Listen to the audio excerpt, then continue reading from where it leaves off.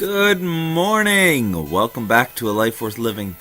I'm Frederick Groth, and I believe that God has a plan and a purpose for everyone. I have a message of hope and truth to show you a life worth living.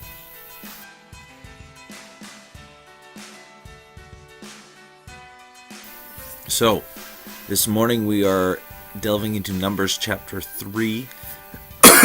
Excuse me.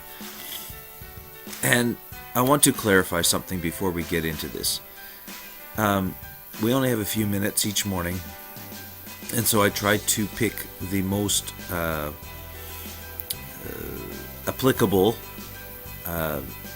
principle from each chapter, because there's almost every time there's several principles that we could take out of them. Today we're going to delve into something I know we've delved into before, even in the past few weeks, but that is because this is how important God sees these principles.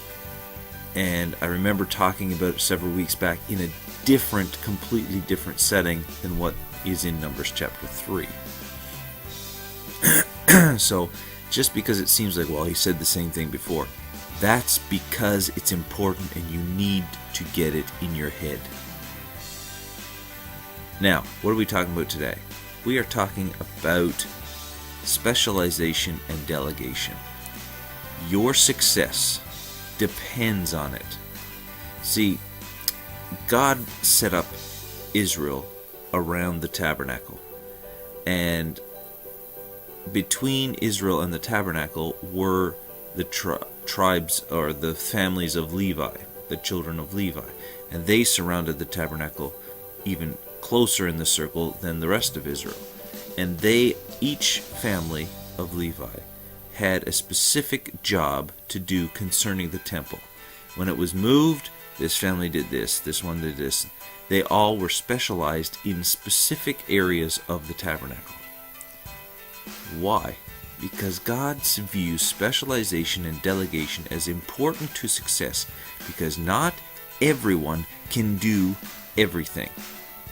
You cannot do everything. Well, yes, I can. Fail. You will fail. If you think you can do everything, you will fail. You will not grow. Take it from someone who knows. This is one area of the life that I personally struggle with, because I tend to be a jack of all trades, and as the saying goes, a master of none. I can do many, many things, but I have discovered through repetition of this principle being pounded in my head over the past several years of study, you got to delegate. Find out what you're truly good at and let everyone else do the other stuff. And so the first thing I realized that I'm terrible at is finance. Well, not particularly finance, but accounting. I can do it, but I don't really know what I'm at. And so I hired a bookkeeper.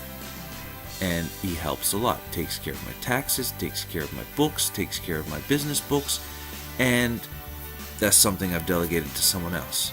And so now there are several other things in my life that I got to get people in to do for me, because it is taking up valuable time for me becoming who I should be. And if you try to do everything, then you will lose out on things later on. You will get bogged down, you will get tied down, and you will not be able to do what God made you to do, because you're trying to do too many things. You know, if you're not good at mowing the lawn, hire someone to do it, and do something valuable with the time that it would have taken to mow the lawn. If you're not good at doing dishes, get someone else to do it. And I know I'm being foolish and frivolous, but that's how important it is. If you're not good at something, get someone else to do it so you can do what you're good at, what God made you to do. And it can be as simple as cleaning and doing laundry and doing the dishes and mowing the lawn. Or it could be as difficult as accounting or design work or leadership in the business, whatever the case may be. It can be as simple or as difficult, but you've got to learn to delegate and specialize. Because life is not an independence show. Life is complete and utter interdependence. We all must work together to succeed. And my time is up. I could go on and on because this is so important. It's something that I'm trying to really get in my own life. I'm being transparent this morning because I want you to understand it's about growing. We all have issues. We all have things that we need to do better with. You do, and so do I do. So, together, let's get up and go and live a life worth living. God bless you. Have an amazing day. We'll see you next time on A Life Worth Living.